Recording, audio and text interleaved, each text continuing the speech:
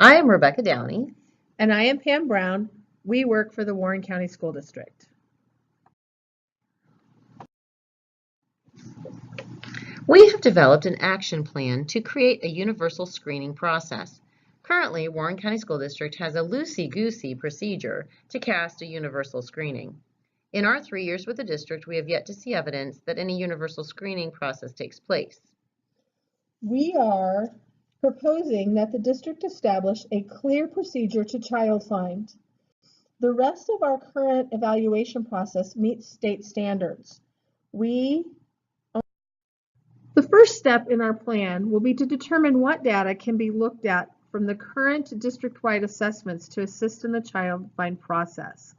We would implement this step by convening a team that would consist of the district assessment coordinator, our gifted administrator, and a couple of the gifted support staff members or teachers on our team.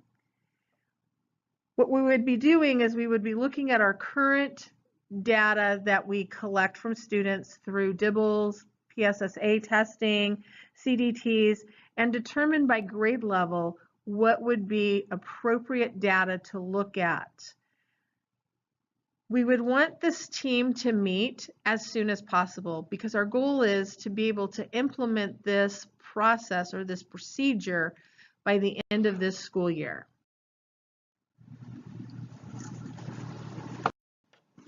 Step 2 in our action plan would include discussion about whether a universal screener with an IQ component or an ability test needs to be added in a systematic way given to a group of students that would be determined by the team. This process would start at the end of the first meeting, where we would assign roles to each of the team members to do research regarding types of tests, the cost per test, options for how effective each of the test measures are, and gathering information about the ease of the implementation, what training would be needed, etc., to administer each of the tests. We would set a timeline for the second meeting to convene with the same teachers and administrators from the first meeting, but also to include our school psychologist, or at least one, so that we can get their input regarding the ability tests and what might work best in our district.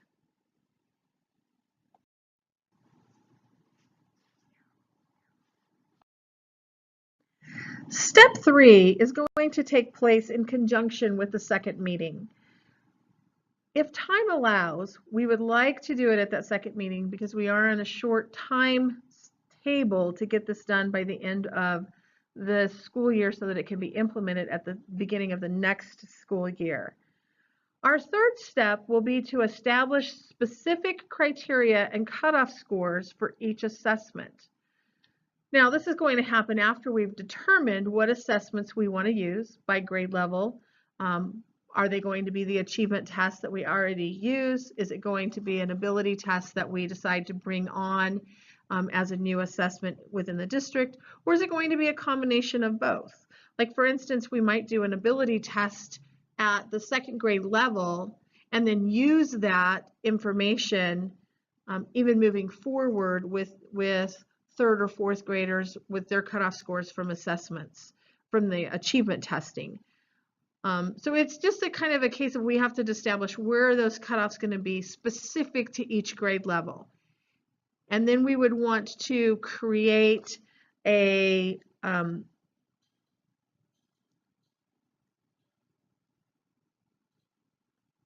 eligibility chart to actually show us and to establish those guidelines clearly. The same people from the second meeting would be here. At this point, we might go ahead and allow the psychologist to leave after the testing has been determined and after she's had her input. It might not be necessary for her to actually be a part of this process. So this is going to be a discussion. There's not going to be really any extra funding that's going to be needed or any material that's going to be needed. other than possibly if we want to do any more research from other districts to see what they have done. The next step in our action plan would be to create a flow chart to inform district staff of the new universal screening procedures. A gifted administrator or assigned gifted staff members would create this flow chart. It would include the entire evaluation process. It would include the fact that parents can refer either to a screening and then on to full evaluation if the kid qualifies, or to the full evaluation if they choose. Then it would also include the new procedures for screening that we would have implemented to let all the teachers know what the steps are in the process and what happens if the child does not qualify or does qualify for each of those steps. We would want this to be completed by the end of August so that we could implement this and then present it to our teachers at professional development days before the start of the school year.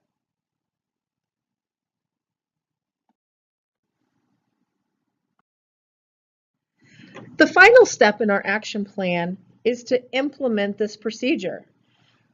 This would involve everybody from the superintendent on down, the director over our gifted program, building administrators, professional staff, anybody that would have a stake from a district standpoint in this procedure.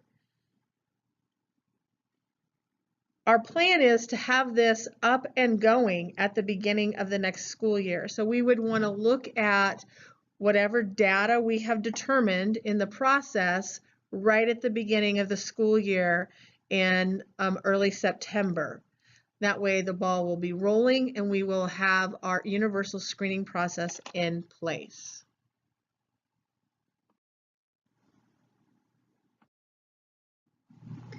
So the reasons we decided that we needed to write this goal and this action plan is because of Pennsylvania Chapter 16 guidelines for gifted education.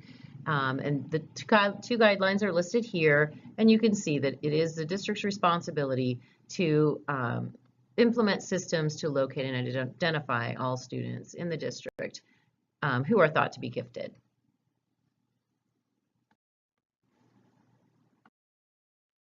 So some final thoughts about this action plan include professional development.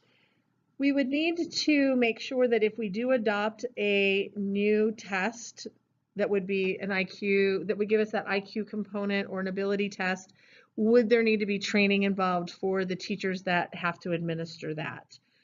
Or even the psychologist that has to administer that? That would need to be determined as we were looking at those tests.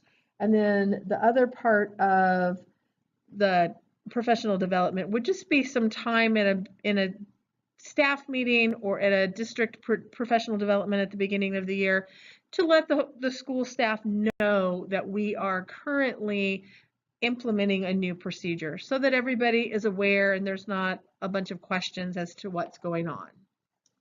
There's also implications for the entire school district. One of the thoughts is that would need to be determined is does this procedure need to become an actual board approved policy? And that would have to be determined by the district directors and discussion with the board. Also, there's a district-wide comprehensive plan, and in the future when they do the revisions for that plan, this would definitely need to be added so that this information would be updated in that comprehensive plan. And again, with professional development, this is making the district as a whole aware of the new procedure, including making sure all administrators, directors are up to speed on the new details of the plan and the procedure.